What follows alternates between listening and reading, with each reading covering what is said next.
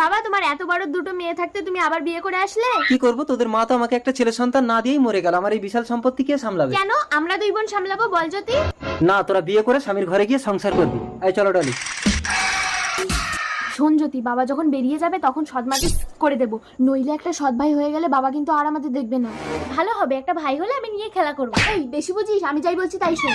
এই প্রিয়া, জ্যোতি, আমি একটু বেরোচ্ছি, তোর নতুন মাকে দেখবি। এই যে মহারানী, পায়ের উপরে পা তুলে বসে আছো কেন? তোমাদের কি কাজ করতে হবে বলো, আমি করে দিচ্ছি। কাল সকালের মধ্যে দেশ ছেড়ে চলে যাবে, নাহলে করে দেবো। ডলি! দিদি, বাবা না যেন জানতে পারি। কি ব্যাপার ডলি, এরা কিছু বলছিল তোমাকে? না না, ওরা আমাকে ভীষণ ভালোবাসে। আমিও তোমাকে ভীষণ ভালোবাসি ডলি, কথা দাও আমাকে ছেড়ে কোনোদিন যাবে না। কি হলো, চুপ করে আছো কেন? কথা দাও, নইলে আমি নিজেকে শেষ করে দেবো। আজকে কথা দিলাম আমি তোমাকে ছেড়ে যাব না। তার মানে আমাকে এক ঢিলে দুটো পাখি মারতে হবে। এই সৎ মাকে খতম করে